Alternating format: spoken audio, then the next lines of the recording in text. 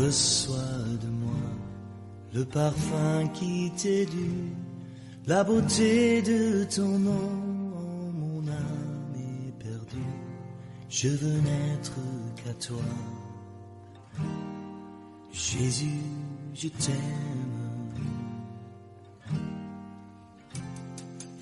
Reçois du peu que je trouve à donner, tout l'amour que mes yeux n'ont pas su te montrer. Je veux n'être qu'à toi. Jésus, je t'aime. Rien n'est plus beau que ton nom, rien n'est plus sain que le sang du pardon. Je veux n'être qu'à toi, Jésus mon roi.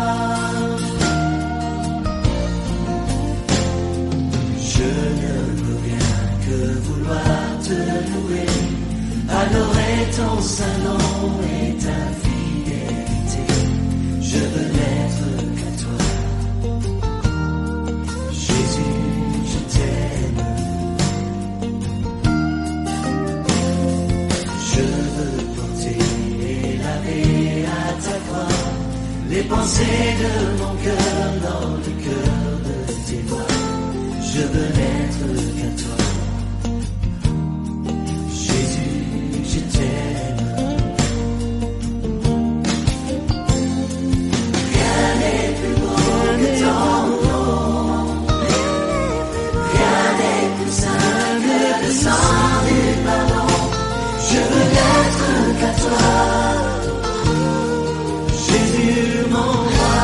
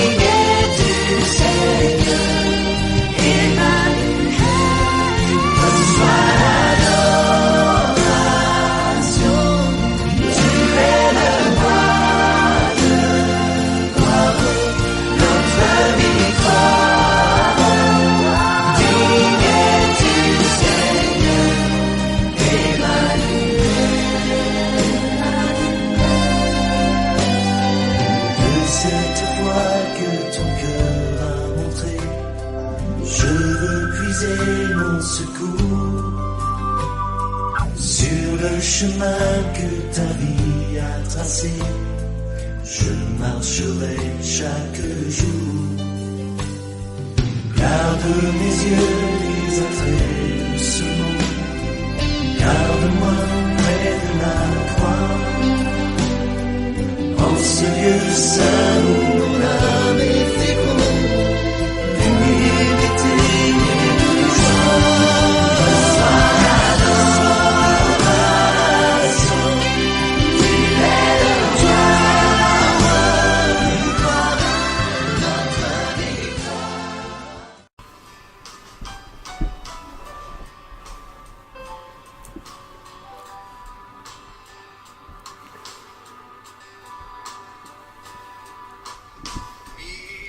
Miséricorde insondable, Dieu peut-il tout pardonner? Ah, souverain si grand et mes péchés oubliés. Jésus, je viens à toi, tel que je suis, je viens à toi. Jésus, je viens à toi, tel que je suis.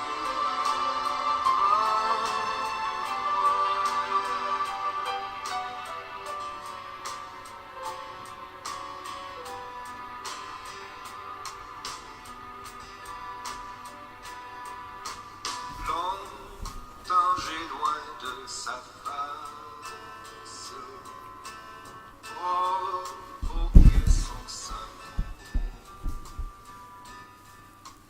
Fermez mon cœur à Bonjour chers fidèles auditeurs, bienvenue à l'émission La Sophia, le Verbe et la sagesse de Dieu. Une émission présentée par votre sœur en Christ, Francine Ayesu Komlan, et l'évangéliste enseignant Angelo Komlan. La Sophia, le Verbe et la sagesse de Dieu, une émission débat au cours de laquelle nous allons apporter des sujets ou questions pertinentes à la lumière de la parole de Dieu.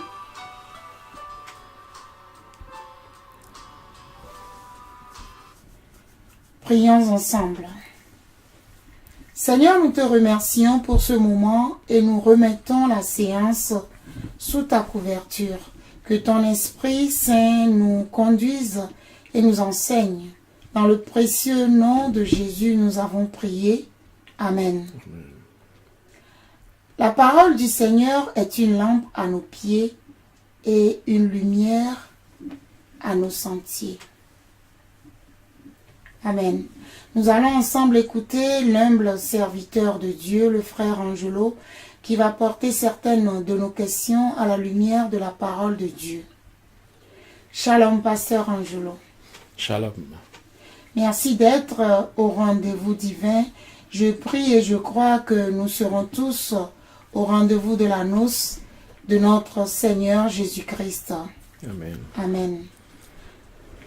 Je lisais récemment le chapitre 11 du livre de Saint Jean et le verset 44 m'a accroché. Nous allons lire ensemble tout le chapitre 11 du livre de Saint Jean et nous allons voir le message que le verset 44 nous apporte. Je lis dans le précieux nom de Jésus, Jean chapitre 11. Il y avait un homme malade, Lazare de Béthanie, village de Marie et de Marthe, sa sœur. C'était cette Marie qui oignit de parfum le Seigneur et qui lui essuya les pieds avec ses cheveux, et c'était son frère Lazare qui était malade. Les sœurs envoyèrent dire à Jésus, « Seigneur, voici celui que tu aimes est malade. » Après avoir entendu cela, Jésus dit, Cette maladie n'est point à la mort, mais elle est pour la gloire de Dieu, afin que le Fils de Dieu soit glorifié par elle. Or, Jésus aimait Marthe et sa sœur Lazare. Alors donc qu'il eut appris que Lazare était malade, il resta 2 jours encore dans le lieu où il était. Et il dit ensuite aux disciples, « Retournons en Judée. » Verset 8, les disciples lui dirent, « Rabbi, les Juifs tout récemment cherchaient à te lapider, et tu retournes en Judée ?» Jésus répondit, « Il n'y a-t-il pas 12 heures au jour? Si quelqu'un marche pendant le jour, il ne bronche point, parce qu'il voit la lumière de ce monde. Mais si quelqu'un marche pendant la nuit, il bronche, parce que la lumière n'est pas en lui. » Après ces paroles, il leur dit, « Lazare, notre ami, dort, mais je vais le réveiller. » Les disciples lui dirent, « Seigneur, s'il dort, il sera guéri. » Verset 13, Jésus avait parlé de sa mort, mais ils crurent qu'il parlait de l'assoupissement du sommeil. Alors Jésus leur dit ouvertement, « Lazare est mort.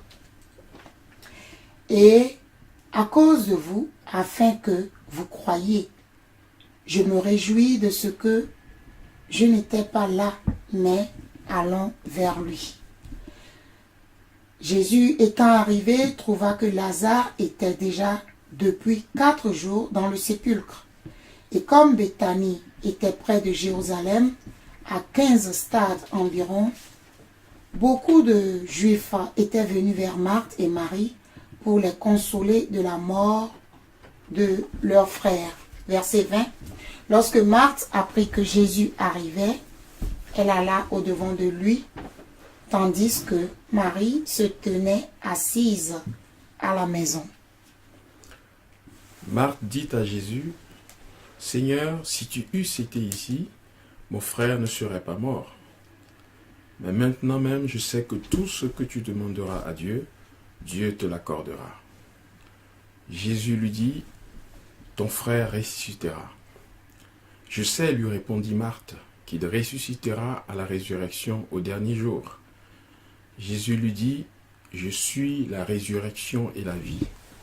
Celui qui croit en moi vivra, quand même il serait mort. Et quiconque vit et croit en moi ne mourra jamais. Crois-tu cela ?» Elle lui dit, « Oui Seigneur, je crois que tu es le Christ, le Fils de Dieu, qui devait venir dans le monde. » Ayant ainsi parlé, elle s'en alla.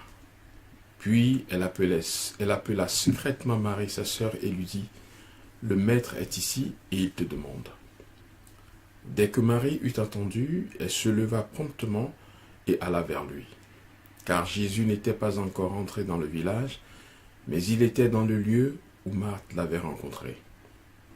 Les Juifs qui étaient avec Marie dans la maison et qui la consolaient, l'ayant vue se lever promptement et sortir, la suivirent, disant, « Elle va au sépulcre pour y pleurer. » Lorsque Marie fut arrivée là où était Jésus, et qu'elle le vit, elle tomba à ses pieds et lui dit, « Seigneur, si tu eusses été ici, mon frère ne serait pas mort. » Jésus, la voyant pleurer, elle et les Juifs qui étaient venus avec elle, frémit en son esprit et fut tout ému.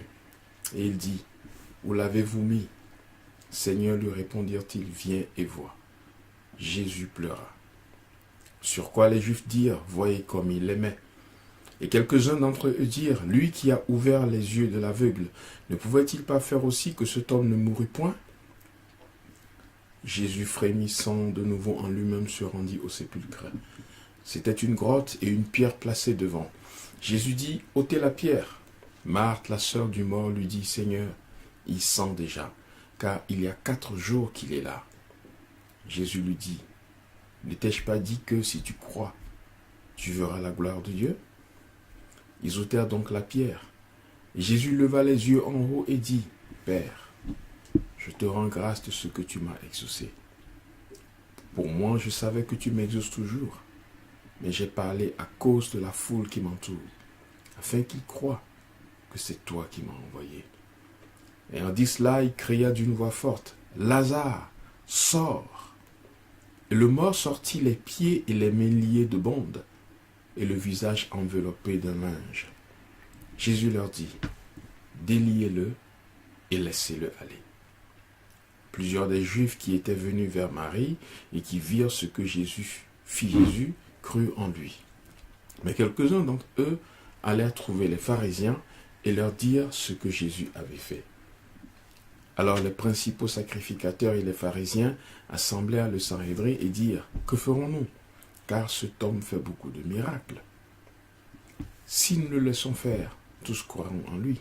Les Romains viendront détruire notre ville et notre nation. » L'un d'eux, Caïphe, qui était souverain sacrificateur, cette année-là leur dit, « Vous n'y entendez rien. Vous ne réfléchissez pas qu'il est dans votre intérêt qu'un seul homme meure pour le peuple et que la nation entière ne périsse pas. Or, il ne dit pas cela de lui-même, mais étant souverain sacrificateur cette année-là, il prophétisa que Jésus devait mourir pour la nation. Et ce n'était pas pour la nation seulement, c'était aussi afin de réunir en un seul corps les enfants de Dieu dispersés. Dès ce jour, ils résolurent de le faire mourir. C'est pourquoi Jésus ne se montra plus ouvertement parmi les Juifs, mais il se retira dans la contrée voisine du désert, dans une ville appelée Éphraïm. Et là, il demeurait avec ses disciples. La Pâque des Juifs étant proche, et beaucoup de gens du pays montèrent à Jérusalem avant la Pâque pour se purifier. Ils cherchaient Jésus, et ils se disaient les uns aux autres dans le temple, « Que vous ensemble, ne viendra-t-il pas à la fête ?»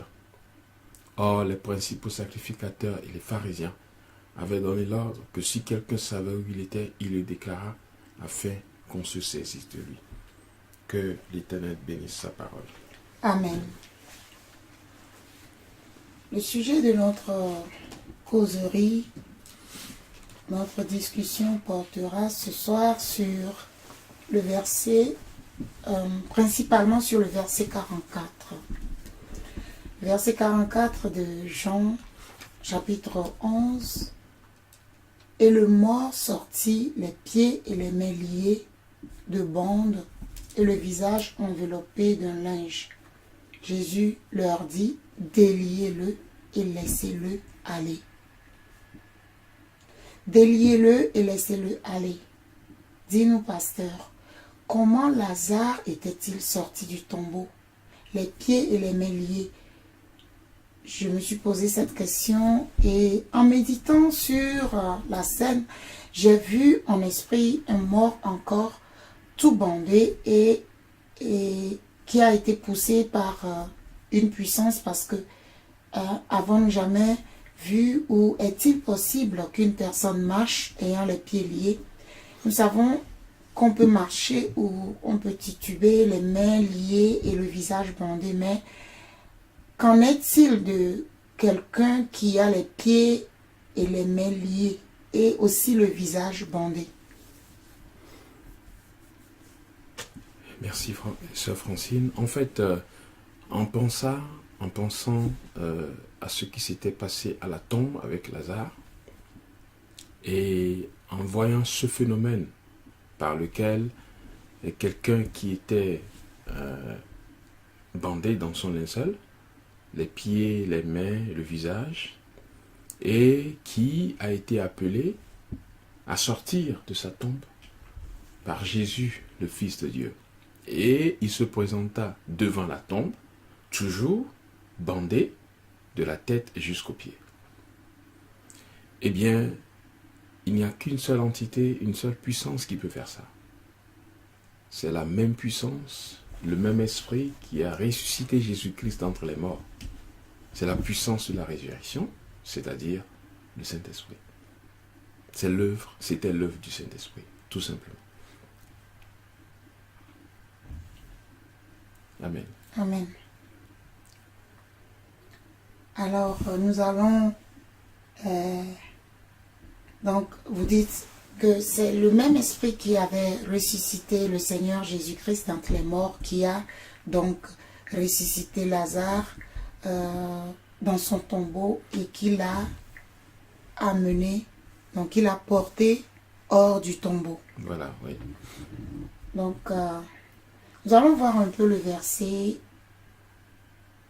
25 du chapitre 11. Le verset 25 nous dit, Jésus lui dit, « Je suis la résurrection et la vie.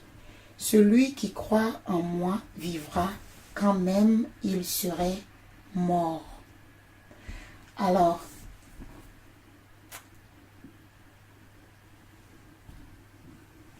réfléchissons sur ce que Jésus a dit au verset 25, qu'il est la résurrection et la vie, et quiconque croit en lui, quand même il serait mort, vivra. Donc, pouvons donc comprendre que le Seigneur parle d'un pécheur comme étant mort et qui revient à la vie en croyant en lui, parce qu'il déclare qu'il est lui-même la résurrection et la vie. Car que dites-vous de ce verset? Le Seigneur dit que quiconque croit en lui, il vivra. Et quand même il sera mort, il vivra. Donc apparemment, ici le Seigneur Jésus ne parle pas seulement d'un mort, mais il dit que celui qui croit en lui vivra. Et même quand il serait mort, c'est-à-dire même quand il vit et il croit en Jésus, il vivra. Et quand bien même plus tard il serait mort, il vivra. Alors, bon, le Seigneur parle ici de la vie après la mort et en même temps, il parle d'une autre vie avant même la mort physique. Si je ne me trompe pas, ce que le Seigneur Jésus dit au verset 25, il dit « Celui qui croit en moi vivra, quand même il serait mort ». Ou bien le Seigneur Jésus parle-t-il seulement de la mort, de la vie après la mort? De quelle vie ou bien de quelle résurrection parle le Seigneur Jésus? Parle-t-il de la résurrection de Lazare, qui l'a réveillé, qui l'a fait revenir à la vie, ou parle-t-il de la vie éternelle, la vie après la mort? Ou bien parle-t-il de la vie, et quand bien même la personne est vivante, mais croyant en Jésus, il vivra maintenant et il vivra aussi après la mort? Alors, c'est un verset qui est assez dense, qui est assez riche. Alors, d'entrée de jeu, je peux dire que Jésus-Christ est le seul à avoir cette puissance de la résurrection, qui est la puissance du Saint-Esprit. C'est en Jésus-Christ seul que nous pouvons avoir la vie. Alors, je commence en disant que celui qui ne croit pas en Christ est un mort ambulant spirituellement. Il passe pour être en vie, mais en fait, c'est quelqu'un qui est mort parce qu'il n'a pas la foi en Christ. Parce que la Bible nous dit que quand nous venons à Christ, quand nous croyons en Christ et que nous sommes baptisés par exemple, quand on nous plonge dans l'eau, nous mourons avec lui. Quand on nous sort de l'eau, nous ressuscitons avec lui. Donc, c'est Jésus-Christ qui a cette capacité de donner la vie à toute chair. Ça, c'est d'un. De deux, seul Jésus peut ressusciter quelqu'un d'entre les morts. Et on ne peut prier pour que quelqu'un qui est mort physiquement ici ressuscite qu'au nom de Jésus-Christ. Parce que c'est lui seul qui détient cette capacité, cette puissance de ressusciter quelqu'un. Bien. Maintenant, si nous sommes en Christ, si nous croyons en Christ et que nous appartenons à Christ, quand nous serons morts physiquement, quand nous aurons quitté cette terre, nous aurons encore la vie après la mort. Pourquoi? Parce que la foi en Christ nous donne la capacité, le profit d'avoir la vie éternelle. Donc la foi en Christ, qui nous donne la nouvelle naissance, nous donne la capacité de ne pas mourir spirituellement. Parce que quand nous étions dans le péché, si nous demeurons dans le péché, eh bien, nous mourrons physiquement et nous mourrons aussi spirituellement. Mais avec la foi en Christ, nous avons la vie maintenant. Même si nous mourons, on peut encore prier pour qu'on ressuscite, physiquement ici. Et si un jour nous mourrons pour de bon, eh bien, après cette mort, notre esprit, nous n'aurons pas la mort spirituelle, nous n'aurons pas la mort définitive. Le corps, nous allons quitter ce corps, l'enveloppe terrestre, mais l'âme continuera pour l'éternité, par la foi en Jésus-Christ. Amen. Donc, le Seigneur Jésus parle aussi de la vie que le pécheur qui vient à Jésus, la vie qu'il trouve en Jésus, c'est la nouvelle naissance. Oui, c'est une résurrection. Une résurrection en Jésus-Christ. Alors, dans ce cas, comment pourra-t-on délier un pécheur qui vient à Christ? Et si nous comparons un peu l'image de la résurrection de Lazare que le Seigneur a fait revenir à la vie, et après cela, il ordonne qu'on le délie et qu'on le laisse aller. Et alors, si nous comparons un pécheur à Lazare, comment pourra-t-on donc le délier et parce que là, celui-ci vient à la vie, à la résurrection, qui est la nouvelle naissance, mais celui-ci n'est pas lié comme Lazare. Pourra-t-on dans ce cas dire que ce pécheur qui est ressuscité ou qui est aussi venu à la vie a besoin d'être délié? Bien, alors soyons très clairs. Quand on vient à Christ, quand on reçoit Christ comme son Seigneur et son Sauveur, et qu'on croit en lui, je dirais que c'est un premier pas. Ce n'est qu'un premier pas dans la nouvelle naissance.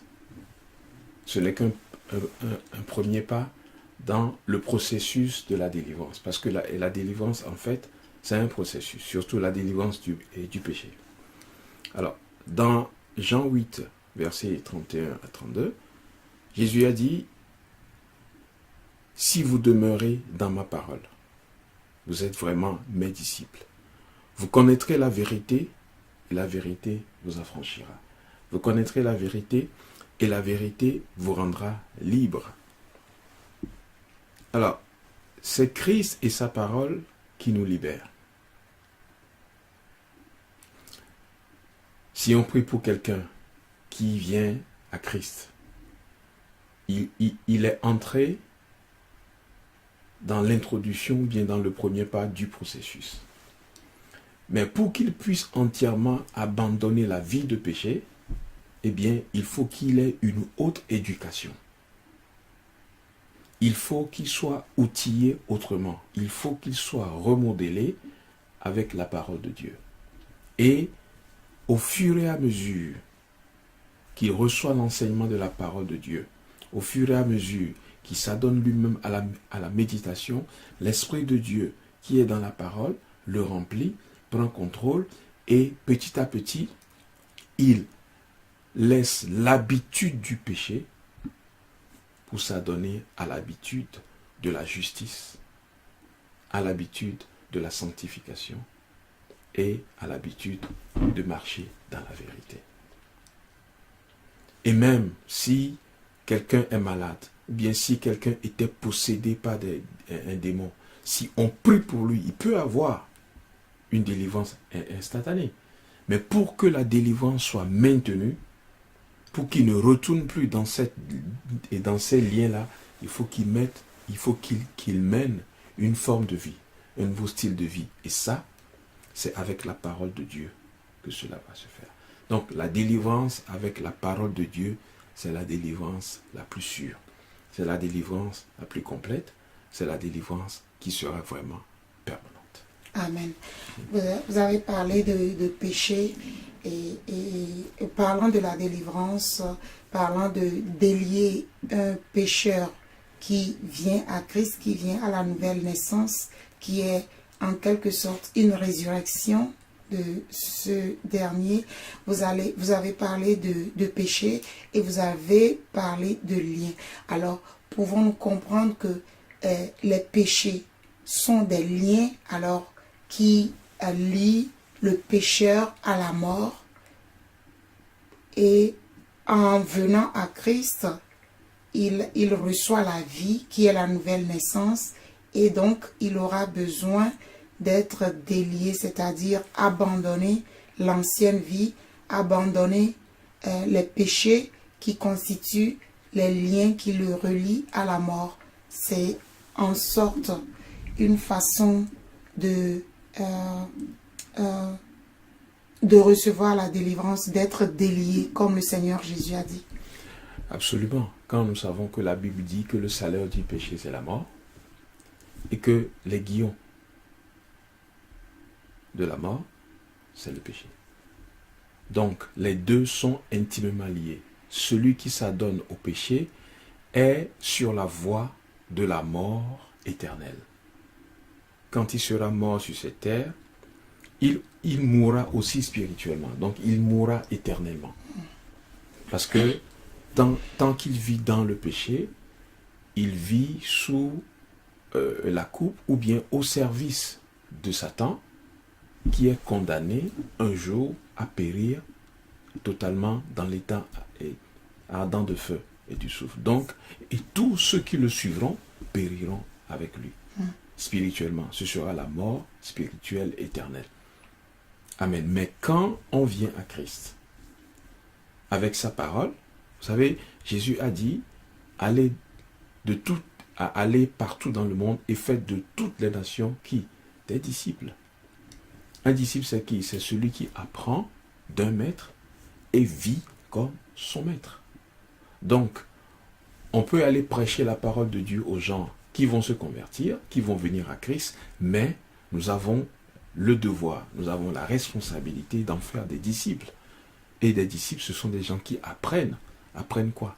La parole de Dieu, la Bible, qui est la vérité, qui est Jésus-Christ lui-même, qui rend libre, qui affranchit. Parce que la Bible dit, quand le Fils de Dieu vous affranchit, vous êtes réellement affranchi.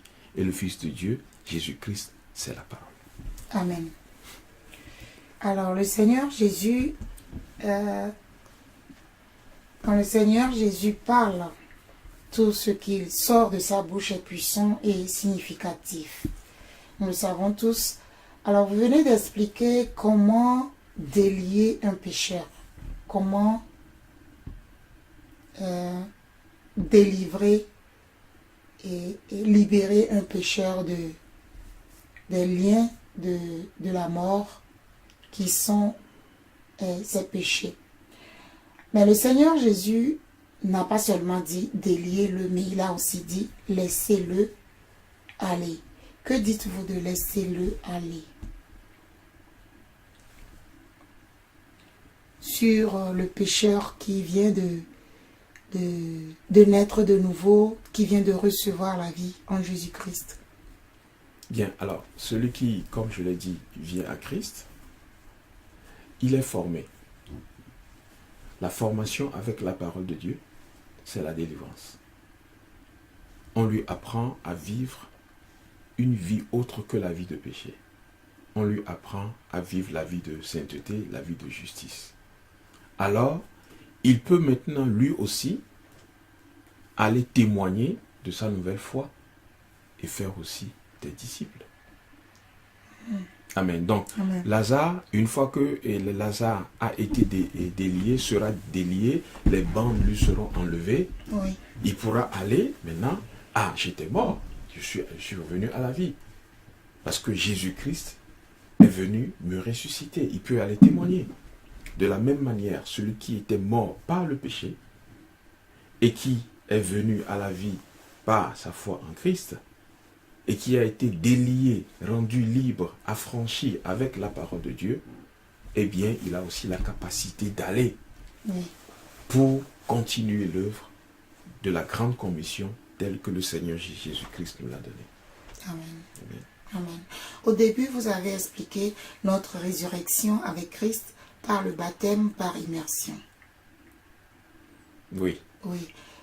Ceci, bon, le baptême par immersion est cérémoniel et symbolique. Alors, comment saurons-nous que nous sommes vraiment ressuscités avec Christ? Nous avons la vie ou que nous avons changé de royaume, c'est-à-dire sortir du royaume des ténèbres, du péché, pour le royaume céleste qui est le royaume de la lumière. Après le baptême par immersion, comment pourrons-nous être convaincus que vraiment nous sommes, c'est-à-dire le fait de plonger dans l'eau, de plonger la personne dans l'eau et de le soulever, c'est mourir et ressusciter avec Christ. C'est donc la cérémonie. Comment alors notre âme ou bien comment serons-nous, notre esprit serait convaincu que nous sommes vraiment morts avec Christ et que nous sommes ressuscités avec lui, que nous avons vraiment changé de royaume en quittant le royaume des ténèbres pour le royaume céleste. Ça, c'est une question très intéressante. Alors, d'entrée de jeu, je vais dire que le baptême par immersion a l'apparence cérémonielle, mais a une grande profondeur spirituelle. Parce que quand la Bible dit que quand on nous plonge dans l'eau, nous mourons avec Christ, et que quand on nous sort de l'eau, nous ressuscitons avec Christ, ça a une signification spirituelle profonde. Et dans Galates 3, nous lisons que vous tous, tels que vous avez été baptisés avec Christ, vous avez revêtu Christ. Donc, une fois qu'on est sorti de l'eau, oui, on sort réellement quelqu'un de nouveau. Qu'est-ce que Jésus a dit à Nicodème sur la nouvelle naissance? Il lui a dit, il faut naître d'eau et d'esprit. Il faut naître d'eau et d'esprit. L'eau de baptême et le Saint-Esprit. La transformation spirituelle. Alors comprenons que quand nous sortons de l'eau, parce que le baptême c'est la confirmation de notre engagement avec Christ. C'est, comme vous l'avez dit, une cérémonie qui se fait en la présence des hommes et des entités spirituelles. Donc quand on sort de l'eau, on est revêtu de la puissance du Saint-Esprit.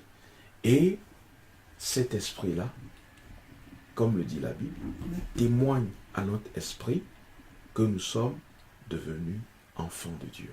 Amen. Et si nous demeurons dans la communion du Saint-Esprit, eh bien, nous portons le fruit de l'Esprit. Du coup, les œuvres de la chair, c'est comme si c'est sorti de nous. On n'a plus cette envie de mentir.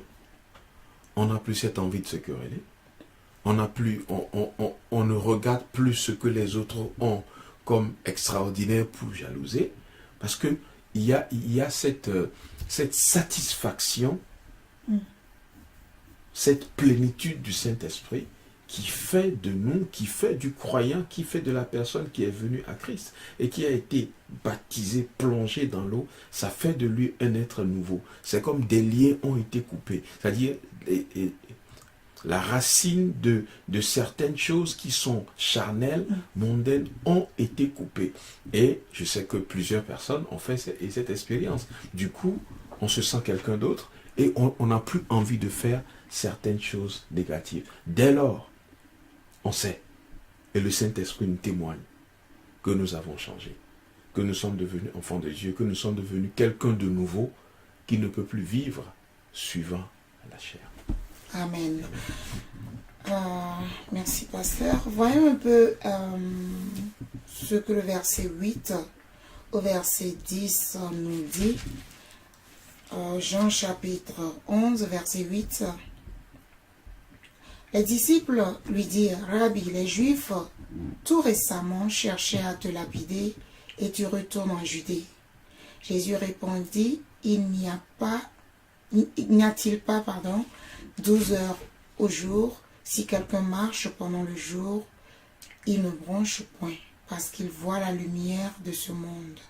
Verset 10, mais si quelqu'un marche pendant la nuit, il bronche, parce que la lumière n'est pas en lui. Que veut dire la réponse de Jésus? Bien, c'est encore une manière, comme souvent le Seigneur Jésus-Christ le fait, de parler en parabole. Bien, alors, qu'est-ce que nous pouvons dire? Pendant que brillait le soleil, chacun pouvait vaquer tranquillement à ses affaires. Mais dès que la nuit tombait, tout le monde cessait le travail. C'est en apparence ce que le Seigneur Jésus-Christ dit. Mais c'est une tournure proverbiale qui a ici un sens beaucoup plus fort. Ça a rapport à l'obéissance ou bien la marche dans la volonté de Dieu. Tant que le Seigneur Jésus-Christ marchait dans la volonté de son Père, suivant le plan de son Père, eh bien, il marchait dans la sécurité. Il marchait dans la quiétude. De la même manière, tant que nous aussi, nous vivons dans la volonté de Dieu, nous marchons dans la sécurité, nous marchons dans la quiétude, nous n'avons rien à craindre. Amen. Mais il y a un moment qui vient, qui est un moment des ténèbres, un moment de la puissance des ténèbres, comme c'est arrivé dans la vie de notre Seigneur Jésus-Christ. C'était le temps de la passion. Amen. Donc, quand ce moment est venu, il a murmuré, il a bronché et il est mort. C'est arrivé sur la croix. Il a crié, Père, pourquoi m'as-tu abandonné? Amen. C'était le temps de la puissance des ténèbres.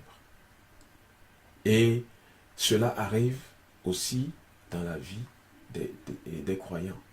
Pour Jésus, ce n'était pas par désobéissance à son Père, mais pour nous, cela arrive dans notre vie quand nous désobéissons à Dieu, quand nous marchons en dehors de la volonté de Dieu. C'est-à-dire que quand nous retournons dans les ténèbres, eh bien nous ne sommes plus en sécurité. Nous pouvons broncher, nous pouvons murmurer. Autrement dit, peut-on dire,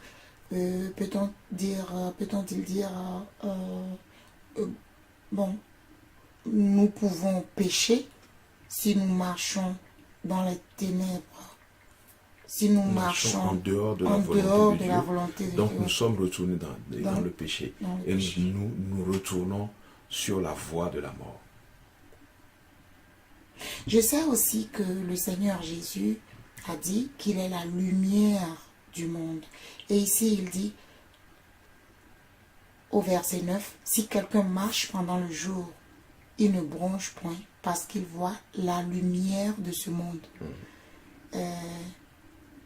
En méditant sur ce passage, sur cette parole, je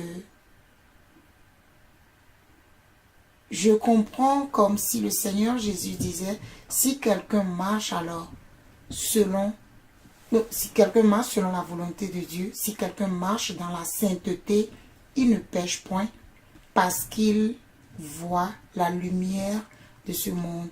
Et ici, je le reçois, je le comprends comme le Seigneur lui-même, Jésus. Oui, alors, le Seigneur, il est la lumière du monde. Et tant que nous marchons avec lui, Hein? Nous marchons dans la volonté du Père, nous marchons dans la sécurité. Et tant que nous ne marchons pas avec lui, nous marchons en dehors de lui, nous marchons en dehors de sa lumière, nous marchons dans les ténèbres. Ce qu'il a dit là-bas, cela avait rapport un peu plus à lui. Lui, il marche toujours dans la volonté de Dieu.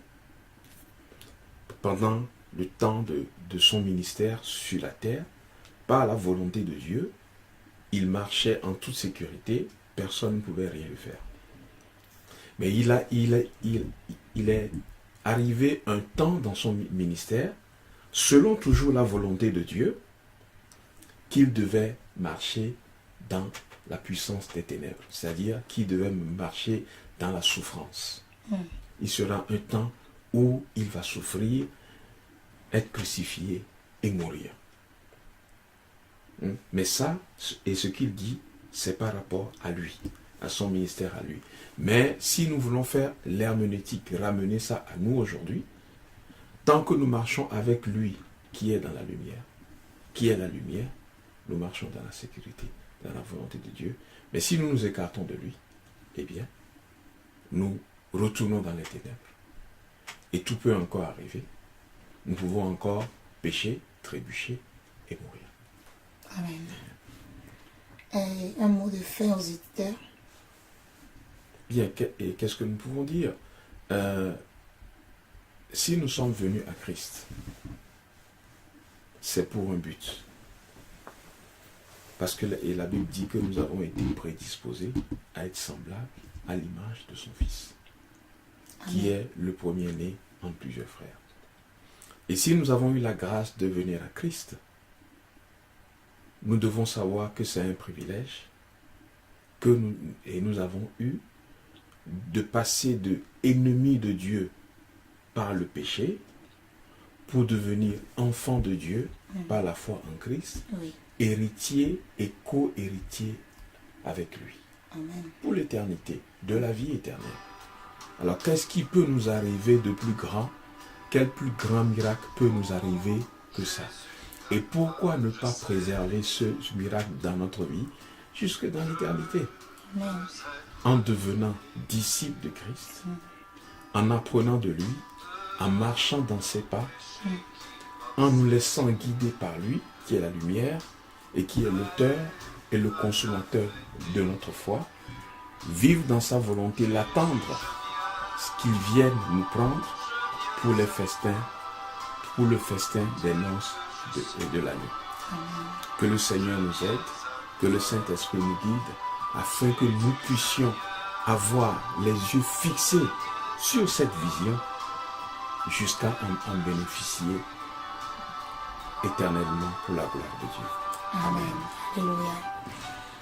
Eh bien, chers fidèles auditeurs, nous sommes à la fin de notre rencontre. Vous venez d'écouter votre sœur Francine et le serviteur de Dieu, le pasteur Angelo Comla, dans l'émission La Sophia, le Verbe et la sagesse de Dieu. Vous connaîtrez la vérité et la vérité vous affranchira.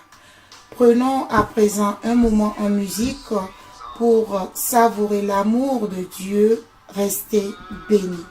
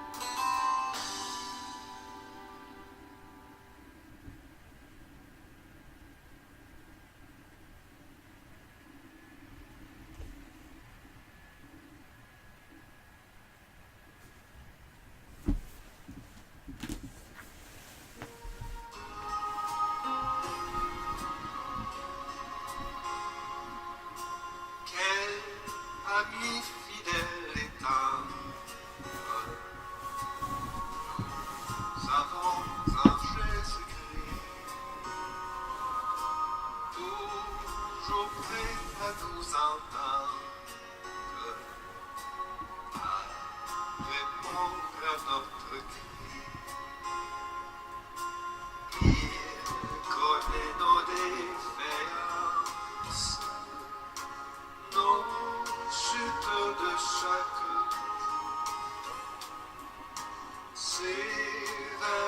ses exigences, il est riche en son amour.